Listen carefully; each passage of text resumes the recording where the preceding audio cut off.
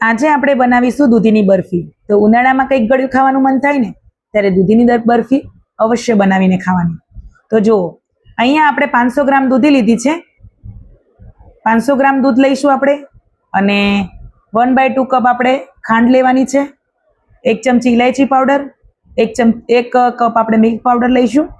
હું માપ બધું જ તમને ડિસ્ક્રિપ્શન બોક્સમાં આપી દઈશ, તમે ત્યાં જઈને જોઈ શકો છો। તો અહીંયા આપણે 500 ગ્રામ દૂધી લીધી છે, ધોઈને સરસ સાફ કરી અને છાલ ઉતારી લીધી છે। છાલ ઉતાર્યા બાદ આપણે સરસ અહીંયા ગ્રેટ કરી લેવાની છે। આ પ્રકારની ગ્રેટ થાય એવી રીતે આપણે કરીશું। તો બધી જ દૂધીને સરસ આપણે ગ્રેટ કરી લીધી છે। અહીંયા આપણે પેન ગરમ કરવા મૂકીશું। 1 ચમચી આપણે અત્યારે ઘી એડ કરવાનું છે। ઘી ગરમ થાય ત્યાં સુધી આપણે અહીંયા જેટલું પણ દૂધીનું પાણી છે એ બધું આપણે નીકાળી લેવાનું છે। આ પ્રોસેસ તમે એક કપડા ઉપર લઈને પણ એકસાથે કરી શકો છો, પણ મેં અહીંયા હાથ વડે જ કરી લીધી છે ફટાફટ। તો તમે જોઈ શકો છો દૂધીનું બધું જ પાણી નીકળી ગયું છે। તો હવે આપણે એને પેનમાં એડ કરી લઈશું। આ દૂધીની બરફી ઘરે ખૂબ જ ટેસ્ટી બને છે અને ખૂબ હેલ્ધી છે શરીર માટે અને ફટાફટ બનીને તૈયાર થઈ જાય છે।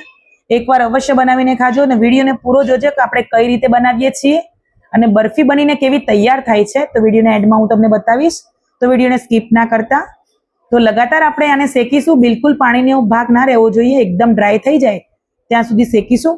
તો દૂધી આપણે અહીંયા ડ્રાય થઈ ગઈ છે। તો અહીંયા આપણે 500 ગ્રામ દૂધી લીધી છે, તો સામે આપણે 500 ગ્રામ દૂધ લેવાનું છે।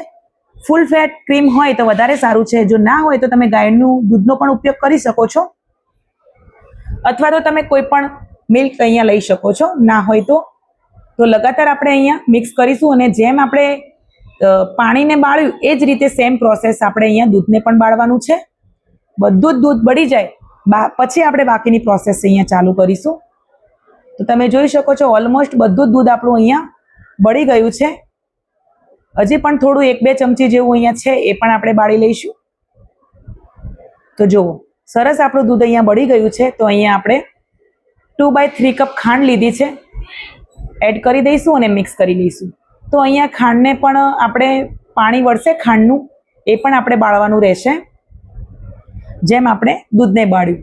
તો સેમ એ જ પ્રોસેસ આપણે જો ખાંડ એડ કર્યા તરત જ આપણે ખાંડનું પાણી રિલીઝ થયું છે અહીંયા, એ પણ આપણે બાળી લઈશું। અહીંયા જો તમારે વધારે ગળ્યું કરવું હોય તો તમે વધારે પણ ખાંડ એડ કરી શકો છો, 1-2 ચમચી વધારે। તો અહીંયા આપણે ફૂડ કલરનો ઉપયોગ કર્યો છે, ઓપ્શનલ છે, તમારે કરવો હોય તો જ કરવાનો, નહીંતર સ્કીપ પણ કરી શકો છો તમે અહીંયા। પણ મેં કલર માટે એડ કર્યો છે કે આપણી બરફીનો કલર ખૂબ સરસ તૈયાર થાય। 1 ચમચી મેં ઇલાયચી પાવડરને ખાંડ સાથે પીસી લીધી હતી, એ પણ એડ કરી લીધી છે અને સરસ આપણે મિક્સ કરવાનું છે। ખાંડનું પાણી પણ બળી ગયું છે અને આપણે ઇલાયચી પાવડર પણ એડ કરી દીધું છે। સરસ અહીંયા તૈયાર થઈ ગયું છે અહીંયા મિક્સ આપણું। તો અહીંયા આપણે 1 કપ લીધો છે milk powder. Milk powder add કરવાથી આપણી બરફીનો ટેસ્ટ એકદમ માવા જેવો આવશે। તમે આ રીતે બરફી બનાવીને ખાશો ને તો તમે બજારની બરફી ક્યારેય નહીં લાવો। હર વખત કોઈ ફેસ્ટિવલ હોય, તહેવાર હોય અથવા તો કોઈ મહેમાન આવ્યા હોય, આપણને ઘરમાં ગળ્યું ખાવાની ઈચ્છા થઈ હોય તો તમે સેમ આ રીતે જ બનાવશો, ક્યારેય બજારથી નહીં લાવો। એકવાર ચોક્કસ બનાવીને ખાજો તો જ ખબર પડશે કે આનો ટેસ્ટ કેવો લાગે છે। બિલકુલ બજારથી લાવ્યા હોય ને એના કરતાં પણ વધારે સારો ટેસ્ટ લાગશે તમને। તો અહીંયા આપણે એને પ્લેટમાં લઈ લીધું છે અને આવી રીતે ફેલાવી લેવાનું અને ઉપરથી આપણે ડ્રાયફ્રૂટ એડ કરીશું અને આવી રીતે દબાવી લઈશું, જેથી કરીને અત્યારે ડ્રાયફ્રૂટ સરસ ચોંટી જશે, ગરમ ગરમ જ છે એટલે। અને આપણે આને 2 કલાક માટે રાખી મૂકવાનું છે, પછી આપણે આને કટ લગાવીશું, ઠંડુ થવા દઈશું આપણે એને। તો 2 કલાક થઈ ગયા છે। 2 કલાક પછી આપણે ચેક કરીએ છીએ તો અહીંયા ઠંડુ પડી ગયું છે આપણી બરફી અને હવે આપણે એને કટ લગાવીશું।